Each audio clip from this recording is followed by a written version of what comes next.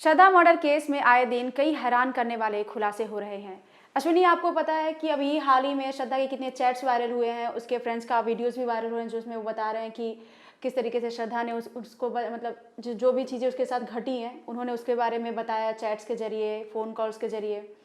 तो अभी हाल ही में आपने भी एक खबर आई थी जिसमें आप बता रही थी कि उसके कुछ लेटर सामने आए हैं जिसमें वो पुलिस को उसने शिकायत दी थी कि आफ्ताब उनको पीटता है। तो क्या है वो खबर? पूनम, मैं आपको बता दूं कि आज ही सुबह सुबह हम जब न्यूज़ रूम में आए थे तो ये खबर ब्रेक हुई थी कि श्रद्धा का शिकायत रिपोर्ट जो उसने पुलिस में शिकायत दी थी वो रिपोर्ट वायरल हुआ है।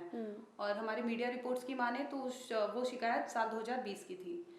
साल 2020 में श्रद्धा ने महाराष्ट्र के नालासोपारा में बकायदा रिटन कंप्लेंट दिया था जिसमें उसने मेंशन किया था कि आफ्ताब उसे पीटता था, धमकियां देता था, टुकड़े टुकड़े काटने की धमकियां देता था कि मैं तुम्हारे टुकड़े टुकड़े कर दूंगा। तो उसमें क्या पुलिस ने कोई कार्रवाई की थी उस दौरान? हाँ, आपको बता दूं कि वो शिकायत श्रद्धा ने जब रिटन कंप्लेंट दिया था तो पुलिस ने बकायदा उसकी जांच की थी, पड़ताल की थी, लेकिन 26 दिनों के अंदर ही श्रद्धा पे पता नहीं कैसा दबाव पड़ा कि श्रद्धा ने वो कंप्लेंट वापस ले लिया था। इससे पहले भी हमने जो खबर की थी उसमें भी वे बताया गया था कि श्रद्धा के पेरेंट्स जो है वो इन्वॉल्व थे उस केस में। श्रद्धा के पेरेंट्स उनको पता थी चीज़ें, थोड़ी बहुत चीज़ें पता थी, जिसके बाद श्रद्धा ने उनको बताया कि वो आफ्ताब के साथ लिव इन में रहती थी। लेकिन वो श्रद्धा के पिता का कहना है कि उनको इस रिश्ते के बारे में 18 महीने के बाद पता चली हैं चीज़ें, जिसके बाद श्रद्धा से उन्होंने बात की कि वो लड़का सही नहीं है, तुम उसको छोड़ दो। लेकिन वो नहीं मानी, उसने बोला कि मैं 25 साल की हूँ, मैं अडल्ट हूँ और मैं अपने फैसले खुद ले सकती हूँ। इसी के बाद उसकी मम्मी की तबीयत खराब हुई, उसको सुन के उनको सदमा लगा। उसके बाद उनकी तबीयत खराब रहने लगी, फिर 2020 में उनका निधन भी हो गया, जिसके बाद वो मतलब पूरी तरीके से घर से कट ऑफ हो गई थी। लेकिन मैं तुम्हें बता दूं कि जैसे ही श्रद्धा ने साल 2020 में पुलिस को रिटर्न कंप्लेंट दिया था, उस कंप्लेंट में उसने बकायदा हर चीजें बताई थी आफ्ताब के बारे में, उसके साथ कैसे फिजिकल असॉल्ट होता था, मेंटली टॉर्चर करता था उसे, कैसे धमकियां दी जाती थी। तो श्रद्धा कहीं ना कहीं मुझे ऐसा लगता है कि उस चीजों से वो सहम सी गई थी, वो चीजें बोल नहीं पाती थी, वोकल नहीं थी। और उसने अपने ये एक फ्रेंड को बताया था, जिसके बाद वो उसका फ्रेंड उसका मदद करता है, श्रद्धा को बोलता है कि तुम्हें आगे आना चाहिए, बकायदा पुलिस में कंप्लेन दो।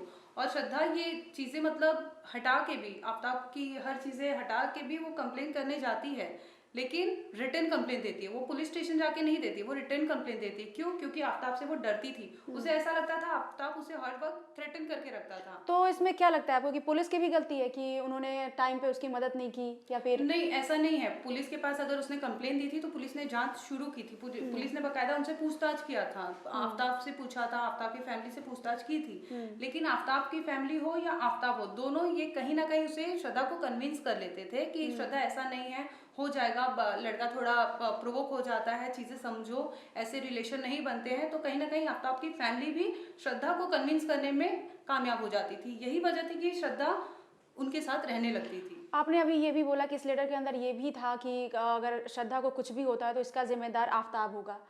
तो हाँ, पुलिस तो इस बात से कहीं ना कहीं अवेयर थी कि उसके साथ कुछ भी हो सकता है, कुछ भी होगा, मतलब कुछ भी हो सकता है उसके लेकिन वो साथ। श्रद्धा ही थी ना जो आगे आके वो पुलिस स्टेशन से वो कंप्लेन, उसने रिटर्न कंप्लेन दिया कि मुझे अभी आफ्ताब और उसकी फैमिली से कोई शिकायत नहीं है, मैं अपना कंप्लेन वापस ले रही हूँ। तो पुलिस ने वो तो मैटर क्लोज कर हाँ, दिया। पुलिस ने वो 26 दिनों के अंदर क्लोजिंग रिपोर्ट दे दी थी।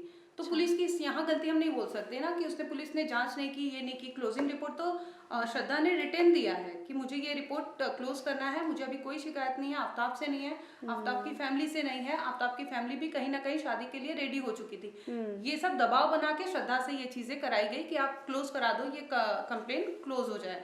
मीडिया में तमाम तरह की ऐसी खबरें भी आ रही हैं कि दोनों के ही पेरेंट्स शादी के लिए रेडी नहीं थे। एक टाइम पे ये भी आया था कि श्रद्धा उससे शादी नहीं करना चाहती थी, और एक चीज़ ये भी आई खुल के सामने कि श्रद्धा भी नशे करती थी और नशे में उसके साथ मारपीट करती थी, जिसकी वजह से आफ्ताब ने उसको जो उसके साथ मारपीट किया है, या फिर हिमाचल के अंदर भी उसने मारपीट किया उसके साथ वहाँ। फिर उसके बाद जो ये मेन जो 18 मई की ये वारदात है, उसके बारे में ये खबर सामने आई थी कि जब ये दोनों ने नशे किए साथ में, उसके बाद वो बर्तन फेंक कर मार रही थी श्रद्धा। इसी बात से आफ्ताब काफ़ी गुस्से में आ गया, तैश में आकर उसने पहले उसका गला दबाया, उसके बाद जब उसकी मौत हो गई तो उसके बाद फिर उसने उसके 35 टुकड़े किए। कहीं ना कहीं इस अगर आफ्ताब की बात करें तो हीट ऑफ द मोमेंट की बात बहुत हो रही है कि हीट ऑफ द मोमेंट था, सडन हाँ, प्रोवोकेशन था, इसने ये चीजें कोर्ट वो, में कन्फेस भी किया है, हालांकि हाँ, वो रिकॉर्ड पे नहीं है अभी। हाँ, कि हीट ऑफ द मोमेंट का मैटर था कि मैं सडन मुझे नहीं समझा और कर दिया मैंने। लेकिन उसके बाद जो हुआ वो तो बेहद ही दरिंदगी का नजारा है। अगर हम कहें तो क्या ही कहना उस पे। मुझे नहीं लगता कोई चीज उसको जस्टिफाई कर सकती है कि आफ्ताब ने श्रद्धा को सडन प्रोवोकेशन में मार तो दिया, लेकिन उसके बाद वो श्रद्धा के बॉडी को किस तरह 35 टुकड़ों में किया, ये हैरान कर देता है। हाँ, ये काफ़ी हैवानियत भरा है। एक और चीज़ इसमें खुलकर सामने आई है अश्विनी, जैसे कि ये चीज़ें सामने आई कि श्रद्धा के जो मम्मी पापा हैं उनको ये चीज़ें पता थी कि जब श्रद्धा की मम्मी की डेथ हुई थी उसके बाद श्रद्धा वापस आई थी, 15 दिनों तक अपने पापा के साथ रही थी, उसका भाई भी था साथ में। तो वहाँ पे उसने बताया था कि श्रद्धा आफ्ताब उसको पीटता है, तो वो उनको चीज़ें पता थी। फिर उसके बाद वो वापस चली गई, तो वहाँ और फिर उसके बाद उन्होंने मतलब कट ऑफ कर लिया था पूरी तरीके से, क्योंकि श्रद्धा मतलब वो जिस तरीके से लड़ाई कर गई वो उनको अच्छा नहीं लगा, इस बात से वो नाराज हो गए थे। देखो, मैं आपको बता दूं कि श्रद्धा वर्किंग थी, श्रद्धा मैच्योर थी, उसे समझाने की जरूरत नहीं थी। और कहीं हद तक माँ बाप ने उसे बहुत मनाया था, बहुत समझाया था चीजें। और आफ्ताब से अगर उसकी लड़ाई झगड़े हो रहे थे इतने, तो उसे एक स्टेज आगे आके, मुझे लगता है एक स्टेप आगे आना चाहिए था और कंप्लेन करानी चाहिए थी, उससे छुटकारा ले लेना चाहिए था। लेकिन उसका जो कंप्लेन लेटर है वो तो दो बार उसने किए हैं, दो बार चीज़ें सामने आई हैं कि उसने पुलिस को ये शिकायत दी है, लेकिन वो वापस ले ली। लेकिन आखिर वो बात तो यहीं पे ये मतलब इससे सवाल इस पर ये उठता है कि आखिर उसने कंप्लेन वापस ली तो ली क्यों? कहीं ना कि कहीं वो क्या मैटर था, क्या मुझे ऐसा रीज़न क्या लगता है, था? कहीं ना कहीं आफ्ताब और उसकी फैमिली ने ये प्रेशर बनाया होगा, उसको शादी का बहाना दिया कि शादी कर देंगे, ये हो जाएगा, वो हो तो जाएगा। वो शादी के बाद भी तो पीटता, शादी के बाद भी वो ये कर सकता था। लिव इन तो एक बहाना है कि लिव इन में रह रहे थे इसलिए लड़की के साथ ऐसा हो गया, वो शादी के बाद भी ऐसा कुछ हो सकता था वो तो ना। हम बोल सकते हैं कि कर सकता था, क्योंकि पहले भी वो करता आया है तो बाद में भी करता ही, उसमें कोई बड़ी बात नहीं थी। लेकिन वो टोटली श्रद्धा के ऊपर था कि वो क्या चाह रही है, वो क्या नहीं चाह रही है। अगर वो इतना वोकल थी, श्रद्धा दोस्तों को बताती थी, तो पता नहीं कि वो बोल्ड स्टेप आगे ले नहीं पाई क्यों। और ये इस दौरान ये भी एक सवाल काफ़ी अहम उठता है, मतलब हर जगह देखने को सुनने को मिल रहा है कि लिव इन मतलब सही है या गलत है। तो आपको क्या लगता है, लिव इन सही है या गलत है? इस बारे में आप मतलब आपका पर्सनल क्या सोचना है कि लिव इन सही है या गलत? लिव इन डिपेंड करता है पर्सन टू पर्सन। वो पर्सन अगर रहना चाहता है, वो पर्सन कंफर्टेबल है उस बंदे के साथ कि हाँ मुझे रहना चाहिए, मुझे देखना है ये बंदा कैसा है कैसा नहीं है, आगे चल के हम एक हो सकते हैं नहीं हो सकते, तो वो उसका टोटली उसका कॉल होता है कि मुझे जाना है, आगे बढ़ना है कि नहीं बढ़ना है। कहीं ना कहीं मुझे ऐसा लगता है लिव इन में रह के आप डिसीजन भी ले सकते हो कि हाँ ये बंदा रहने लायक नहीं है। हाँ, और इसीलिए तो ये आप भी लिव इन आपको में गए benefit हो। मिल सकता है कि हाँ ये बंदा रहने लायक हाँ। है, ये चीजें अच्छी हो सकती है, तो मैं एक स्टेप आगे फॉरवर्ड कर लूंगी, वो चीजें होती है। श्रद्धा के मामले में यही सामने आ रही है कि लिव इन में रहते हुए जब उसको ये चीज़ें पता चली कि आफ्ताब इस टाइप का बंदा है, तो उसको बैक ऑफ होना चाहिए था, उसको पीछे हटना चाहिए था। श्रद्धा के आफ्ताब के खिलाफ उसको फिर से शिकायत दर्ज करानी चाहिए थी और उस घर से निकलना चाहिए था। यहाँ पे कहीं ना कहीं मुझे बात ऐसा लगता है ना कि इमोशनल इंटेलिजेंस की बात जो होती है, कि इमोशनल इंटेलिजेंस आप में होना बहुत जरूरी है, क्योंकि आपको वो कॉल देता है कि यहाँ आप गलत कर रहे हो, यहाँ आप सही कर रहे हो। और आपको अगर फील हुआ कि ये मोमेंट सही नहीं है, मेरे साथ जो टॉर्चर हो रहा है, एक सहन करने की भी क्षमता होती है। अगर वो बियॉन्ड जा रहा है तो आपको कॉल लेना पड़ता है, वो ले नहीं पाई वो चीजें। एक ब्लैकमेलिंग का भी एंगल आ रहा है कि वो ब्लैकमेल करता था आफ्ताब उसको।